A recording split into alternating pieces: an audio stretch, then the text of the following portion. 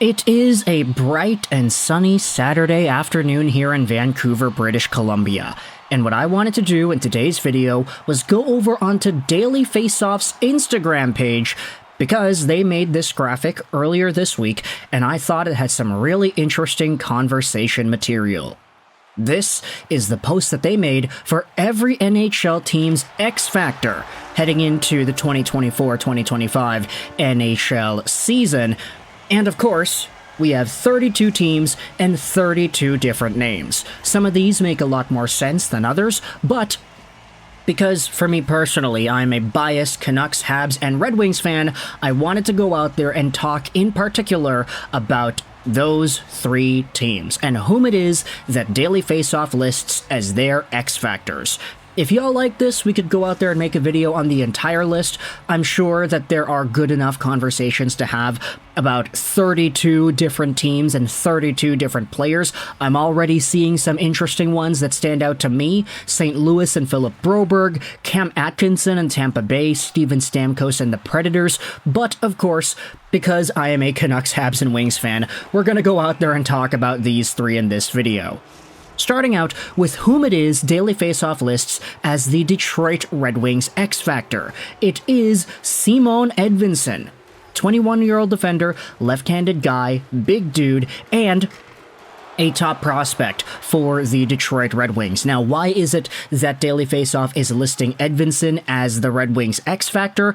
Well, simply put, if he is as good as he could be, which last season he was a 30-point guy in 54 AHL games, if he brings over that level of production and that level of swagger into the NHL, Simon Edvinsson will pretty much be the second best defender on the team.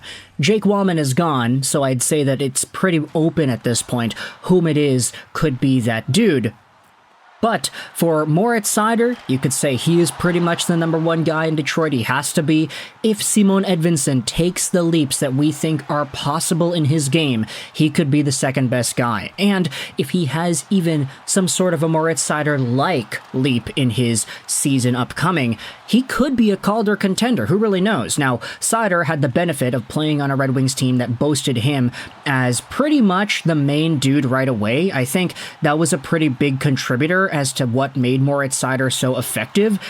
And ultimately, I don't know if Simon Edvinsson is going to have that same opportunity. I don't know if he's going to get 50 points in his first NHL season, his first full one at least, because Edvinsson has played a few cups of coffee in prior NHL years. Is he even eligible for the Calder, though, to be honest? I mean, 16 games this previous year and 9 games the year before. He had 25 total. I'm not really too sure how that's going to work out.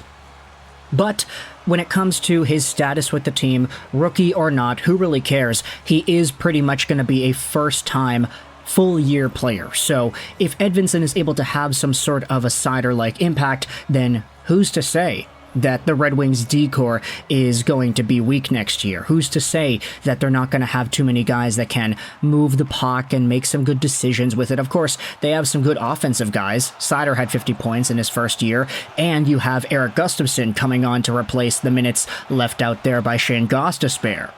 But Simon Edvinsson is a total wild card, because if he is a legit top 4 defenseman right away, this could be a really big addition to the Detroit Red Wings, and an addition that they kind of needed ever since they've gone down this path. So Simon Edvinsson, I totally understand him being labeled out as the Detroit Red Wings X-Factor for the 2024-2025 season. Let's go out there and talk about the Montreal Canadiens, because they're next up on this list, alphabetically speaking. They have none other than Patrik Laine listed as the Habs X-Factor, and that is not surprising in the slightest. I mean, look, he's coming off of a pretty bad year, 9 points, 18 games. The point production is not bad, half a point a game is totally passable, but for a guy who was a point per game the previous 2 seasons before that, you obviously expect more, especially out of the $8.7 million contract that he has. Long story short, though, Patrik Laine playing in Montreal could be some sort of a perfect scenario, because this is a guy who loves the spotlight. He's going to thrive under a coaching system like Martin St. Louis.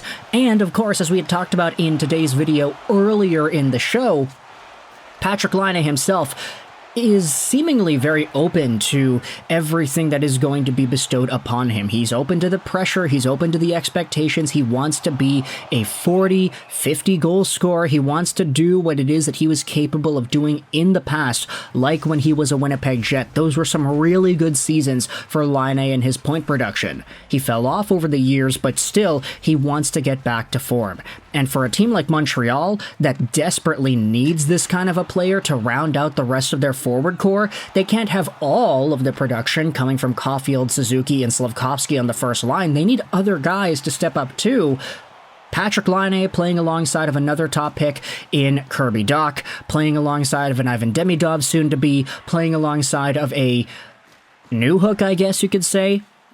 This is a guy who has all of the entire hockey world's respect to gain back once he plays for Montreal in 2024-2025. And as a result, he's listed as the X Factor because if he goes out there and gets a 40-goal season, it will totally change what it is the Montreal Canadiens' fate is projected to being for this upcoming year. Laine could be that good. We just don't know if he's going to get up to that at this point.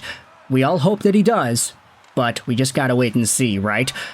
With that in mind, let's go over to our final conversation that I wanted to have in this video. The Vancouver Canucks X-Factor for 24-25 is listed as Arturs Silovs, and this is a guy that, as we had talked about in a few videos prior to, he was hurt. There was a little bit of inflammation on his knee, and it's what caused him to miss out on the Olympic qualifying games tournament. We had spoken in the last video about how Team Latvia really does seem to have pride in Silovs and his NHL path. They didn't want to get in the way of his first NHL season with the new contract. They were very adamant that they wanted to keep him healthy.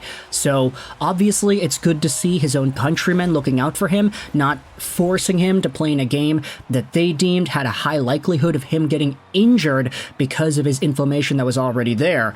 So seeing Team Latvia look out for Silovs, that's obviously great. Word is that he'll be ready to go for Canucks training camp, and that is totally something that needs to happen for the Vancouver Canucks when you consider that Thatcher Demko is still injured. That guy might not even play in the preseason. So for Arturs Silovs, he'll have all of the expectations and all of the work thrusted onto his back like he had at the start of the 2024 Stanley Cup Playoffs, when Thatcher Demko was injured, when Casey DeSmith was injured, and Silovs had to suit up and play against the Nashville Predators.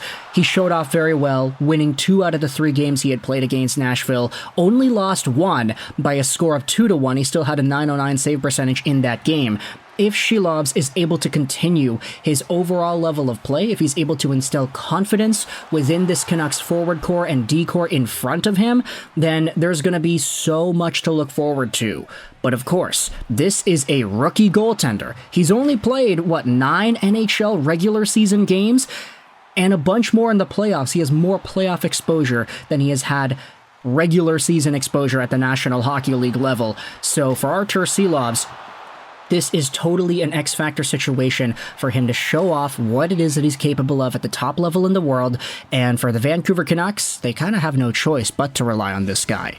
They did it once and it worked, but we'll see what happens in this upcoming regular season. So with all that in mind, I want you to let me know your thoughts in the comment section below about this list on Daily Faceoff of every NHL team's X-Factor. What are your thoughts on the 3 guys we had talked about today, Simon Edvinsson, Laine, and Silovs? You could understand why I didn't want to do an entire 30 whatever minute video going over each of these dudes, because quite frankly I don't have the time to do that, and there are so many guys, so many different stories that we can talk about. I want to give respect to every single one of them and not just kind of blitz through them really quickly. So I like to talk, of course, about the Wings, the Habs, and the Canucks, which is why we made a quick 10-minute video going over each of these dudes in this one. But if you want to see more conversations about X Factors, we could definitely talk about that in the upcoming days. Just let me know your thoughts in the comment section below. But for now as well, thoughts for Red Wings fans on Simon Edvinsson, Habs fans on Patrik Laine, and Canucks fans, what are your thoughts on Arturs Silovs? How do you think these guys are going to fare in 2024-2025? Let me know your thoughts in the comment section below. I hope you enjoyed this video. And bye.